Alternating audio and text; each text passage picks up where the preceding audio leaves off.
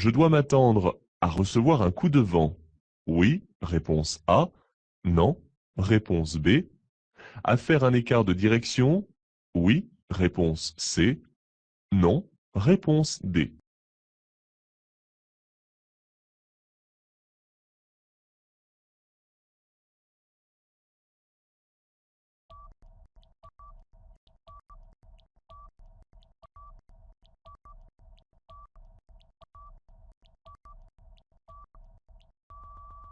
Un quart déplace beaucoup d'air, et le coup de vent sera très sensible sur mon véhicule qui le subira, ce qui engendrera une déviation de ma trajectoire.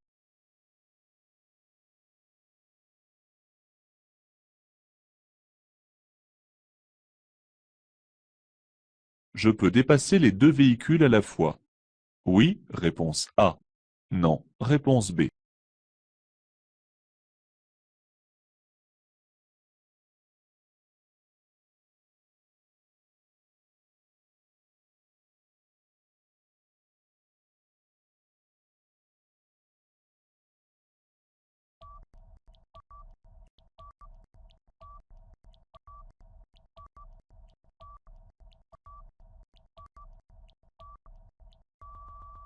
Du fait que personne derrière moi ne manifeste son intention de me dépasser, je peux dépasser les deux véhicules en une seule fois.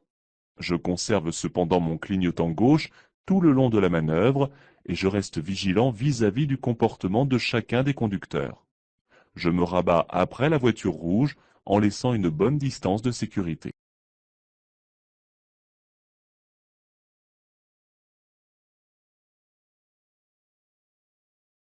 En l'absence de signalisation, je cède le passage à droite. Oui, réponse A. Non, réponse B.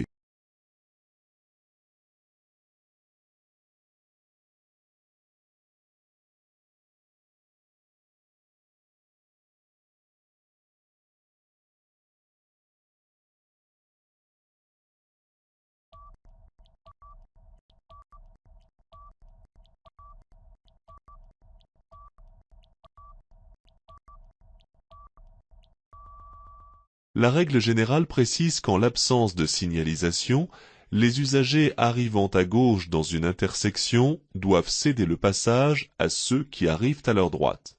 C'est ici le cas pour moi si un usager arrive à ma droite.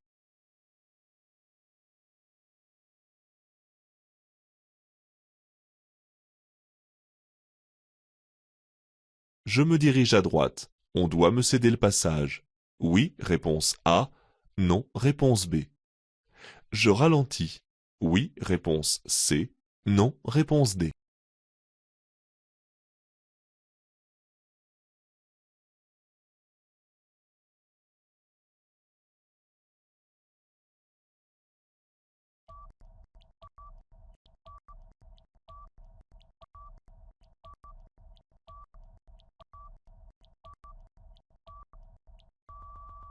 Lorsqu'il n'y a pas de signalisation d'ordre de passage dans une intersection, c'est la règle générale qui s'impose. Les usagers venant de la gauche doivent céder le passage aux usagers arrivant à leur droite. Si je tourne à droite, les autres usagers arrivant à ma gauche doivent donc me céder le passage, mais je dois tout de même ralentir.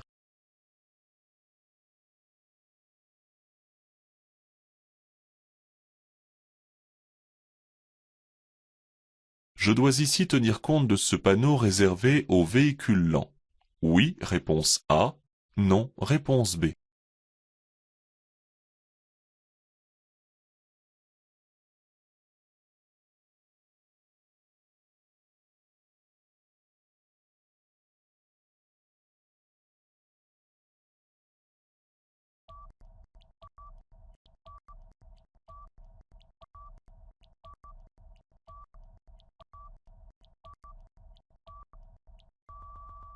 A priori, ce panneau ne me concerne pas puisqu'il annonce la fin de la voie réservée aux véhicules lents à 200 mètres.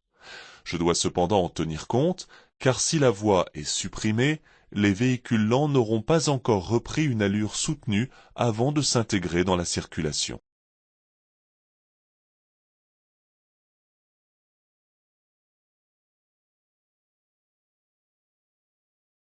Je peux effectuer un demi-tour. Oui, réponse A. Non, réponse B. Une marche arrière. Oui, réponse C. Non, réponse D.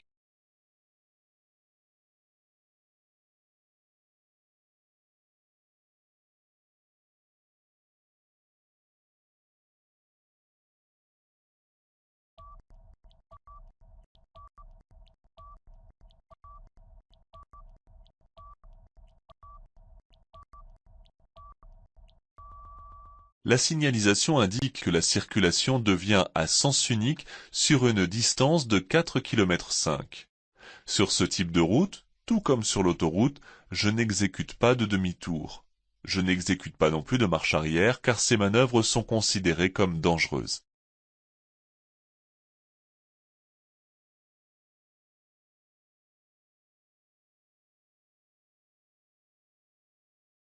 La limitation de vitesse passe à 90 km/h. Oui, réponse A. Non, réponse B. Je me lance immédiatement à 90 km/h. Oui, réponse C. Non, réponse D.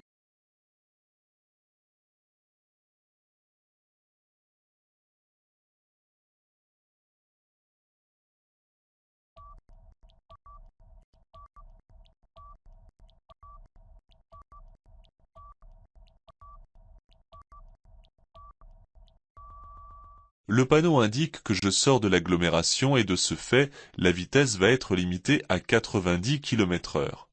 Le panneau de danger un peu plus loin annonce cependant un virage qui doit m'inciter à la sagesse en n'accélérant pas encore franchement pour atteindre les 90 km/h.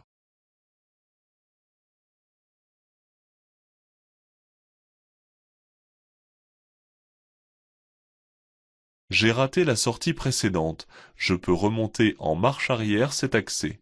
Oui, réponse A. Non, réponse B.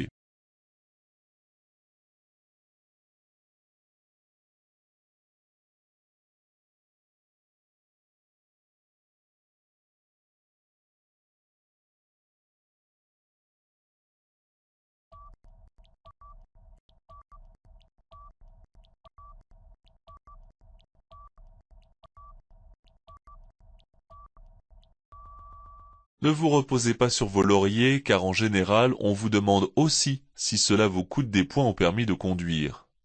Il est interdit car dangereux de faire demi-tour ou d'exécuter une marche arrière sur une autoroute, et cela coûte 4 points ainsi qu'une suspension du permis de conduire pendant 3 ans.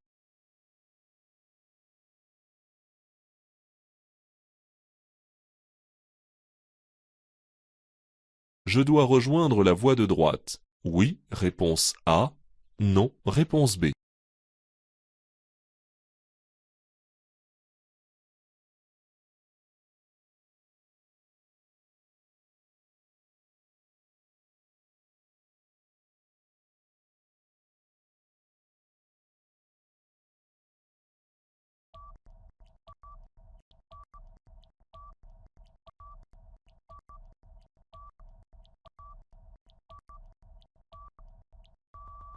Le schéma du panneau indique une augmentation du nombre des voies de l'autoroute. Une voie est ajoutée à droite et celle-ci est délimitée par une ligne de voie réservée. Apparemment, elle est réservée aux véhicules lents. Je n'ai pas à l'utiliser sauf si ma vitesse chute sous les 60 km/h.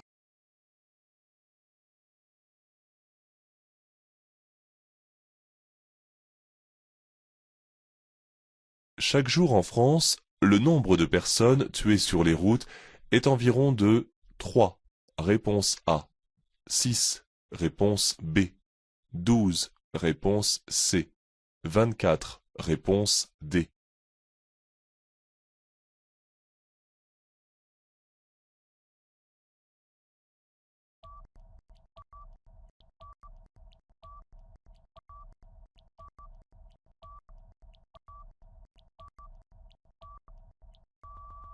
Avec plus de 4200 personnes tuées sur les routes, la France reste un pays où l'insécurité routière est très présente. Ce nombre correspond à près de 12 personnes tuées chaque jour, soit près d'une personne toutes les 2 heures.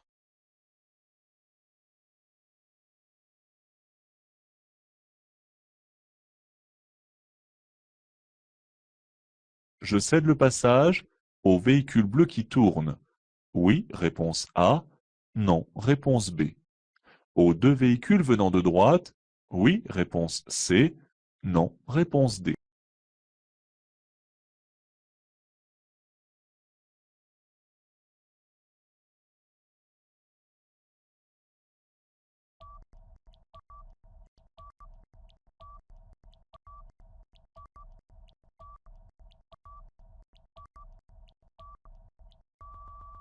Le véhicule bleu coupe ma trajectoire pour tourner. Son conducteur doit donc céder le passage. En l'absence de signalisation d'intersection, je dois céder le passage au véhicule venant de droite. Il est probable que le conducteur du véhicule gris me fasse signe de passer du fait qu'il doit céder le passage aux autres véhicules qui arrivent devant moi.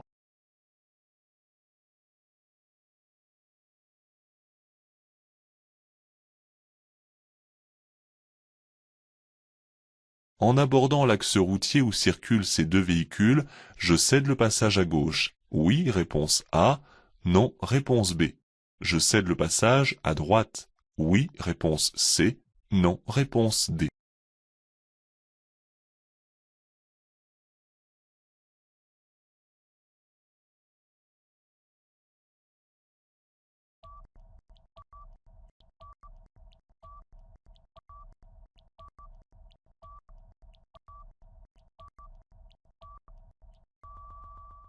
Cette intersection n'est régie par aucune signalisation. C'est le régime de la priorité à droite.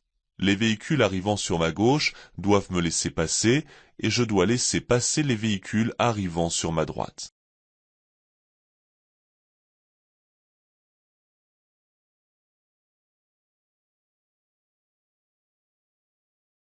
Pour me rendre à ici, je me place dans la voie de stockage à gauche.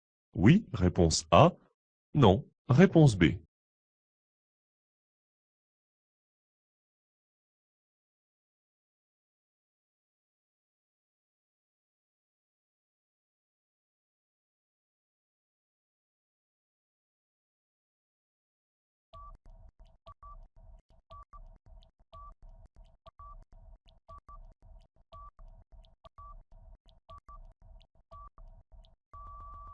Ce panneau me donne la marche à suivre pour aller à ici. À 200 mètres, je serai obligé de tourner à droite dans une bretelle de dégagement. Attention à ne pas confondre la direction d'ici avec la première direction proposée à gauche.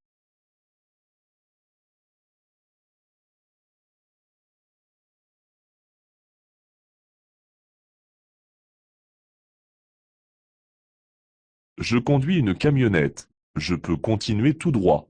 Oui, réponse A. Non, réponse B.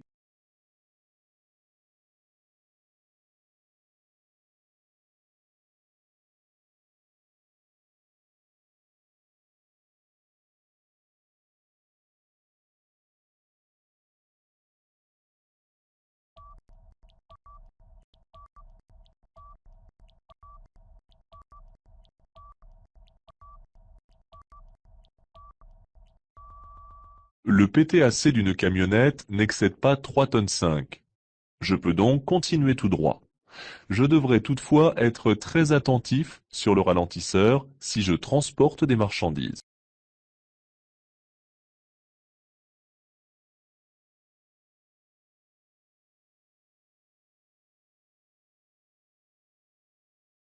Ce panneau annonce une école. Réponse A. Un endroit fréquenté par des enfants. Réponse B. Une aire piétonne. Réponse C.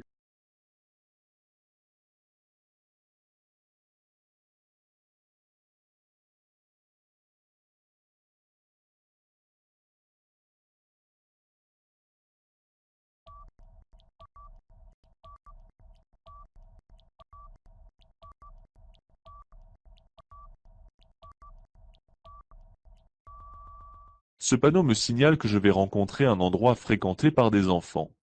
En effet, ce panneau peut être implanté à proximité d'une école, d'un centre aéré, d'une aire de jeu ou d'un stade, par exemple.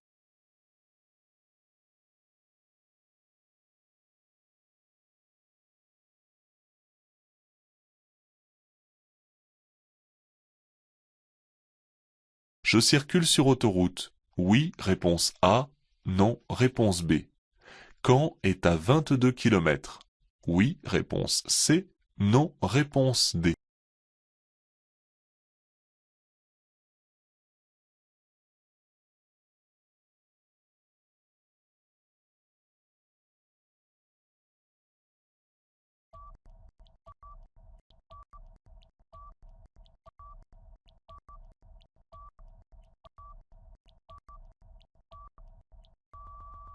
La signalisation de direction autoroutière est bleue, hormis celle qui signale une sortie.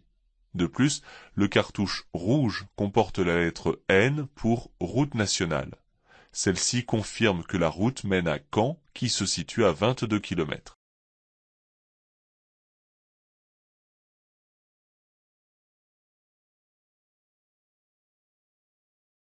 En agglomération, ces balises sont distantes l'une de l'autre d'environ 15 mètres. Réponse A, 50 mètres. Réponse B, 150 mètres. Réponse C.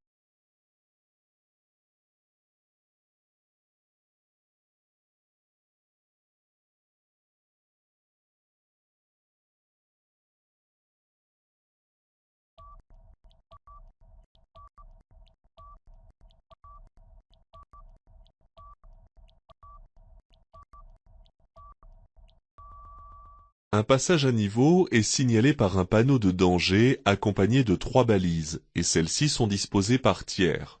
En agglomération, ce panneau est positionné à 50 mètres du danger annoncé, ce qui nous fait une quinzaine de mètres environ entre chaque balise.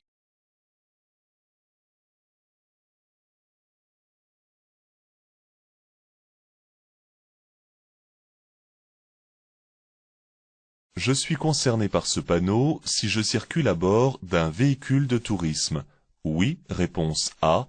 Non, réponse B. D'une camionnette. Oui, réponse C. Non, réponse D.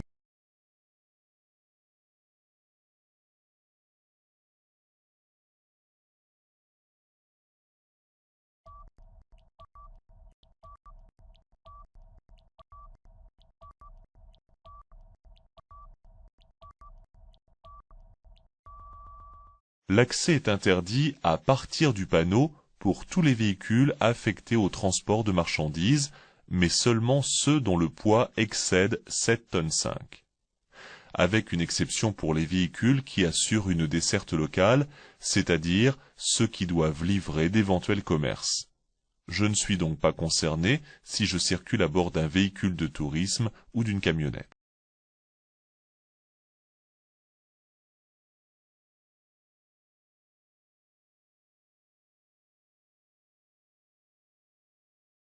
Sur cet emplacement, si je ne suis pas handicapé, le stationnement est interdit. Oui, réponse A. Non, réponse B. L'arrêt pour quelques minutes reste toléré. Oui, réponse C. Non, réponse D.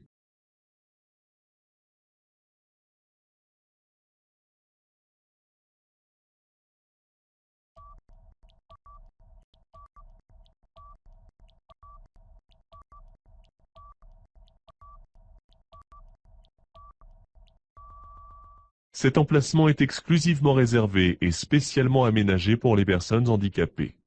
Leur véhicule étant souvent équipé d'installations spécifiques, ces personnes ont besoin de plus d'espace pour s'y installer et en descendre.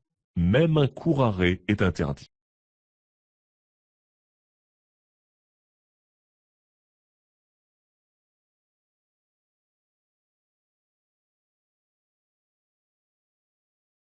Le stationnement est interdit avant et après le panneau. Oui, réponse A. Non, réponse B. Jusqu'à la prochaine intersection. Oui, réponse C. Non, réponse D.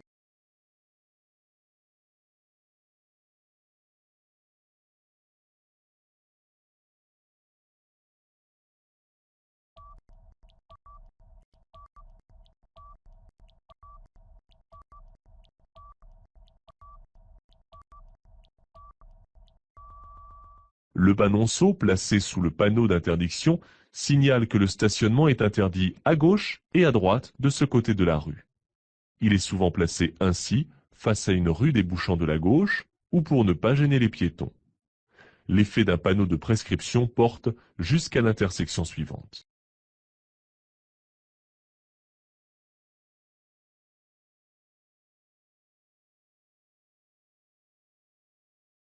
J'ai besoin de passer un coup de fil. Je peux m'arrêter un court instant à cette place. Oui, réponse A. Non, réponse B.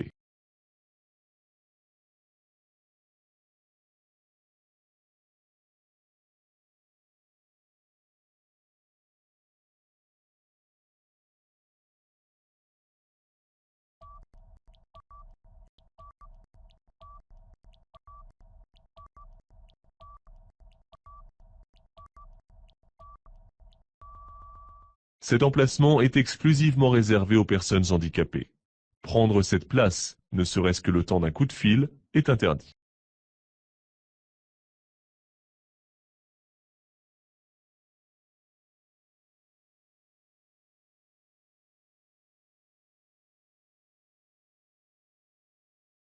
Je peux stationner avant le panneau. Oui, réponse A. Non, réponse B. Après le panneau. Oui, réponse C. Non, réponse D.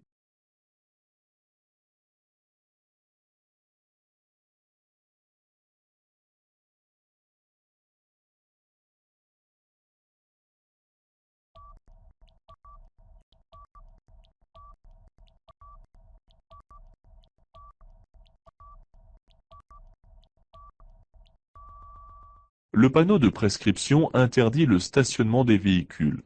La flèche, dirigée vers le bas, indique que cette interdiction est valable avant le panneau.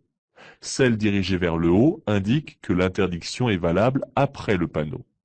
Sauf indication contraire, après la prochaine intersection, je pourrai à nouveau stationner.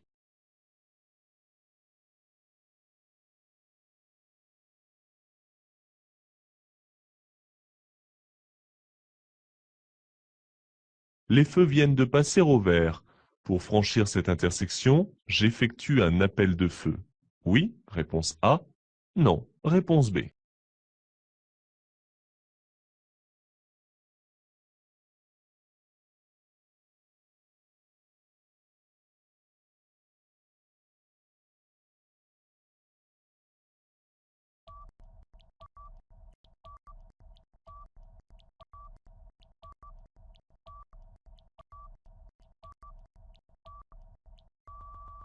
Les feux sont au vert. L'autre axe de circulation est donc au rouge. Dans ces conditions, il n'y a pas de raison d'effectuer un appel de feu. De plus, je risquerais de gêner inutilement les usagers venant en face.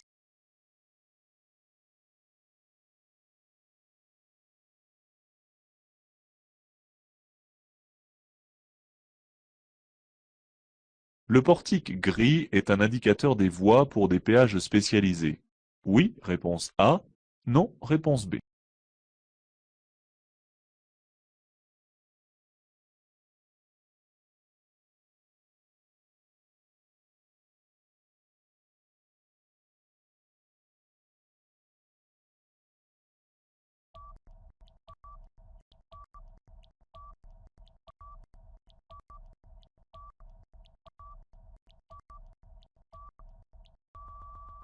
Sous ces portiques, il y a toujours une sélection de véhicules pour un mode de péage rapide, à l'aide de télépéage, de cartes bancaires ou encore avec des pièces de monnaie.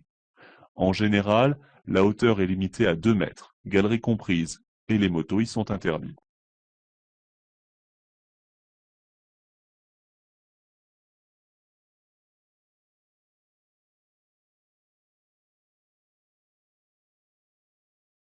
Ce panneau conseille d'allumer en plein jour les feux de position. Oui, réponse A. Non, réponse B. Les feux de croisement. Oui, réponse C.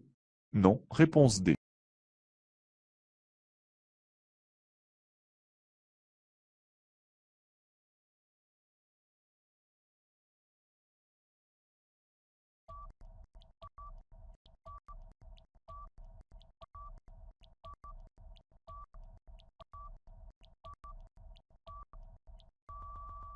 Ce panneau carré, non réglementaire, fait partie d'une expérimentation en cours, et le panneau rond, à fond bleu, à l'intérieur, oblige en quelque sorte les conducteurs à allumer leur feu de croisement en plein jour. Cette opération vise à être mieux vue des autres usagers et ainsi à réduire le risque d'accident.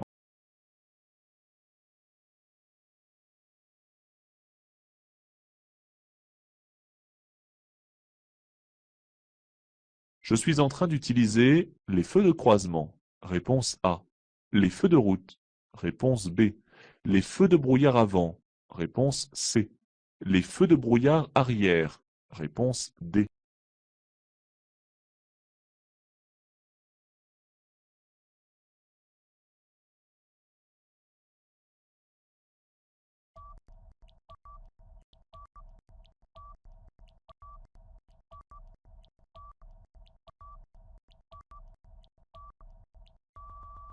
Les témoins allumés au tableau de bord sont les feux de croisement qui sont représentés par le témoin vert, représentant un phare éclairant vers le bas.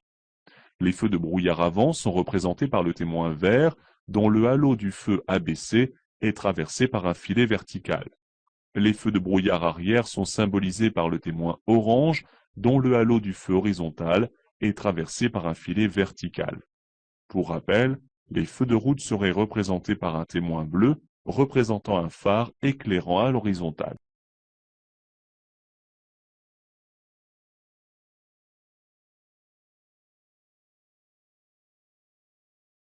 Pour m'installer au volant d'une voiture de location, le bon ordre est rétroviseur, ceinture, siège. Réponse A. Siège, ceinture, rétroviseur. Réponse B. Siège, rétroviseur, ceinture. Réponse C.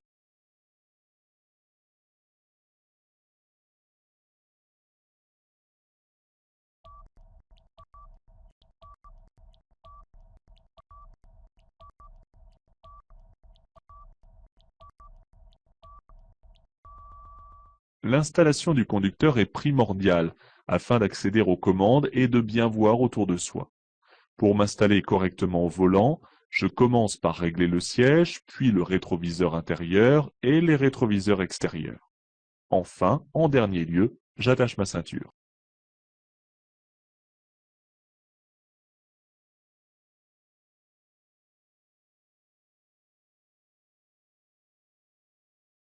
En cas de panne, je peux franchir la ligne continue et stationner à droite. Oui, réponse A. Non, réponse B.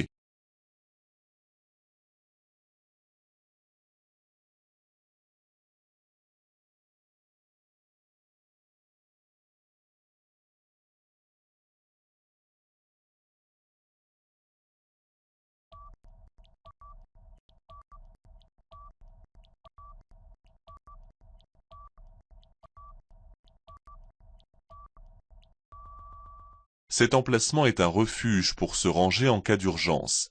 Ces espaces, qui jalonnent les grands tunnels, sont équipés d'un poste de sécurité comprenant une cabine téléphonique et des extincteurs. En cas de panne, je peux m'y arrêter. Mais en cas de feu, j'évacue à pied le tunnel en empruntant les issues sécurisées.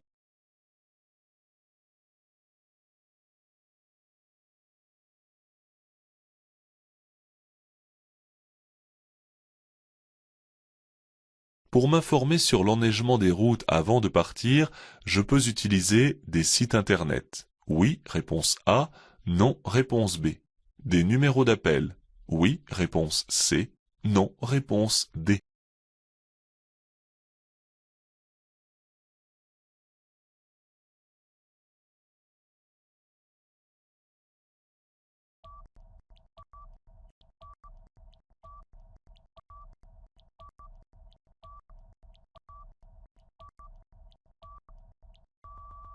Il existe divers sites internet qui diffusent des informations très précises et locales. Bison Futé est celui qui dépend des directions régionales de régulation du trafic. Pour ceux qui le souhaitent, il existe aussi des numéros d'appel. Avant d'aborder la montagne, il existe, en plus, des points d'information locales comme celui annoncé à 150 mètres.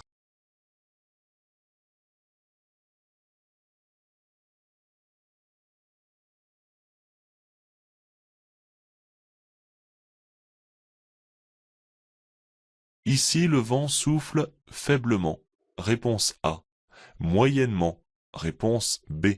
Fortement, réponse C.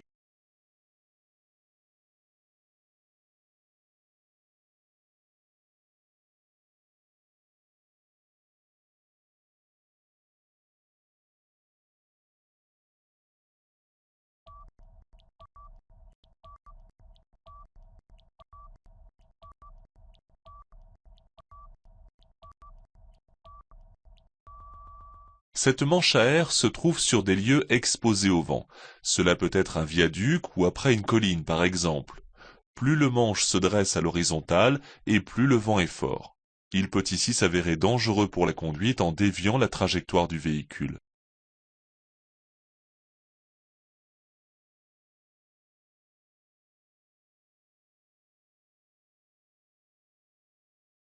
J'allume les feux de brouillard. Oui, réponse A.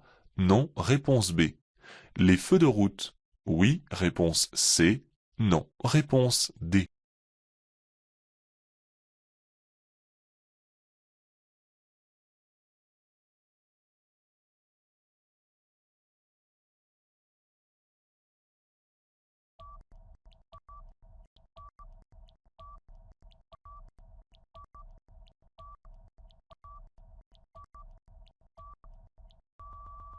À la tombée du jour, je dois directement allumer mes feux de croisement.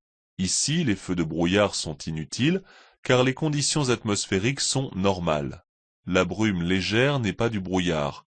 Je n'allume pas non plus mes feux de route, car il ne fait pas totalement nuit.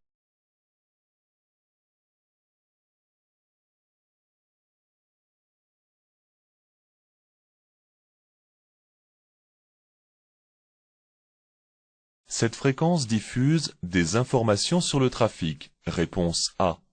Seulement de la musique douce. Réponse B.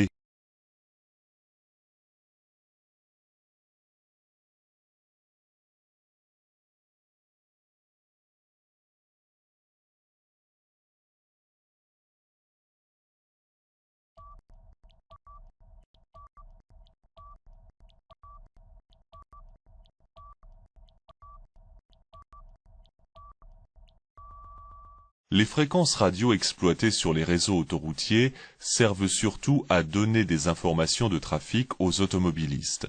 C'est important pour les avertir d'encombrements ou d'accidents, de telle sorte qu'ils puissent anticiper de forts ralentissements.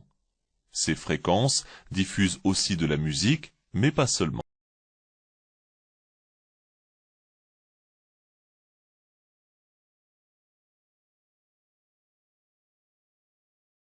Dans cette situation, je ralentis. Réponse A. J'accélère. Réponse B. Je maintiens mon allure. Réponse C.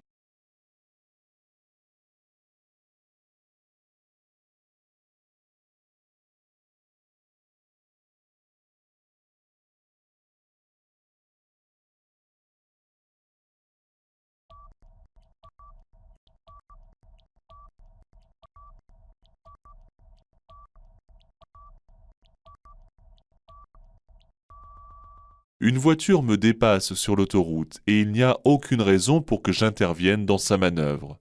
Je ne dois pas fausser l'évaluation du conducteur en modifiant mon allure. Pour ce faire, ni ralentissement, ni accélération, et je conserve ma vitesse de croisière.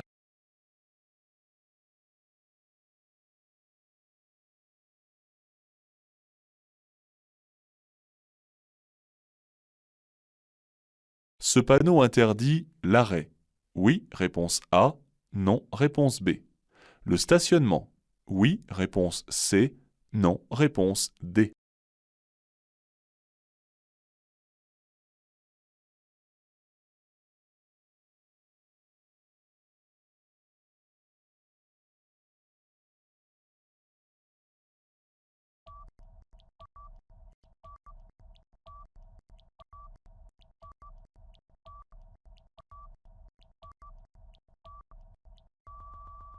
Ce panneau interdit seulement le stationnement, mais parfois l'environnement n'est pas propice non plus à l'arrêt. Avant de m'arrêter, je vérifie donc qu'il n'y a pas d'interdiction du fait de l'endroit ou de la gêne que je pourrais causer.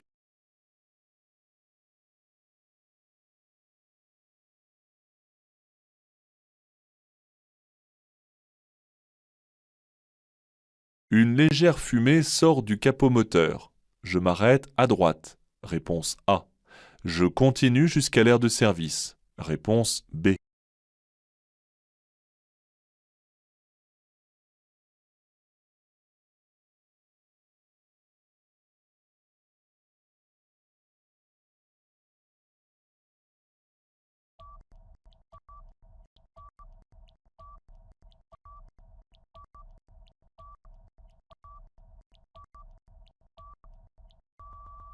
En cas de panne, je peux utiliser la bande d'arrêt d'urgence. Si une fumée sort du capot moteur, cela peut être grave et l'arrêt ne peut pas alors attendre 20 km. Je coupe le contact et allume les feux de détresse. Enfin, je prends soin de placer mes passagers derrière le rail de sécurité, puis je rejoins la borne d'appel la plus proche.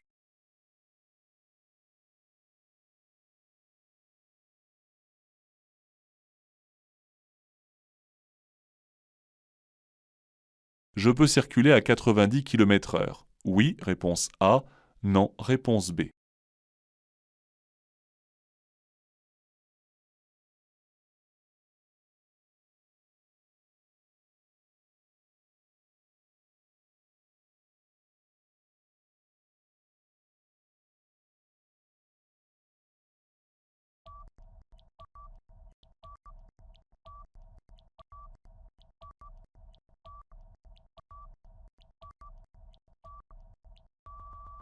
D'après la réglementation générale, la vitesse est limitée à 90 km/h sur cette route hors agglomération.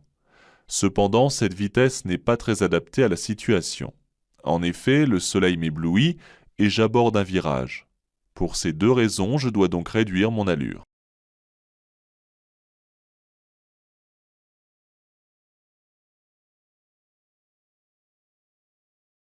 Le cric sert à lever le véhicule en cas de crevaison. Oui, réponse A. Non, réponse B.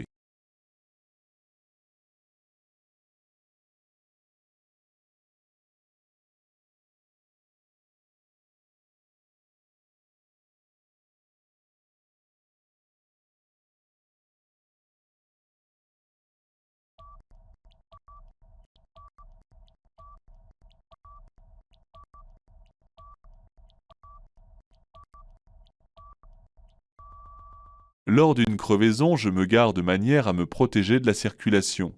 Je choisis un sol dur et stable afin de donner une bonne assise au cric qui va monter le véhicule jusqu'à permettre de changer la roue.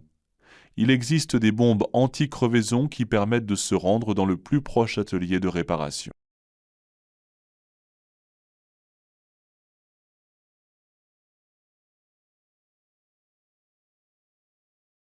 Je ralentis. Oui, réponse A. Non, réponse B. Je dépasse ce camion. Oui, réponse C. Non, réponse D.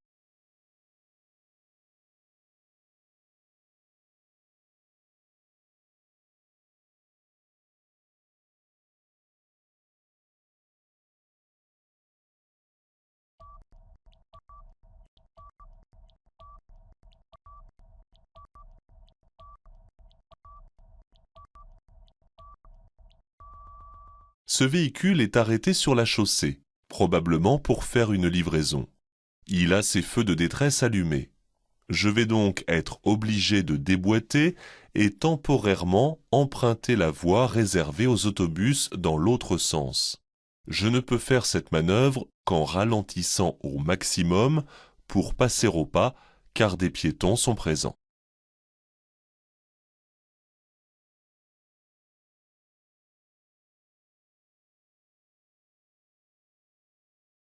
Je suis bien placé pour rejoindre l'autoroute. Oui, réponse A. Non, réponse B. Poursuivre l'itinéraire de substitution. Oui, réponse C. Non, réponse D.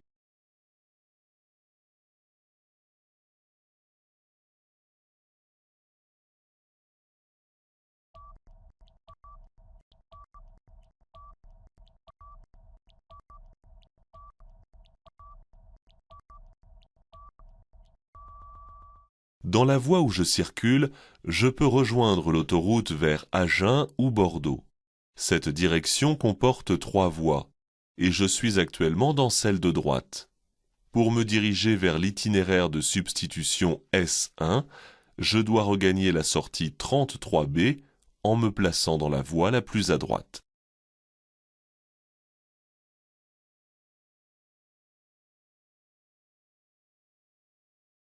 Ce véhicule est bien stationné.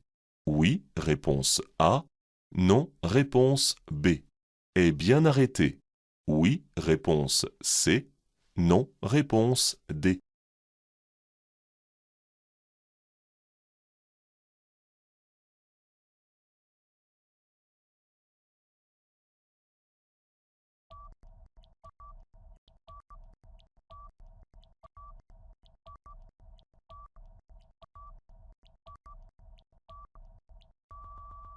Ce véhicule est incorrectement placé, à la fois pour s'arrêter ou pour stationner, et ceci pour 2 raisons.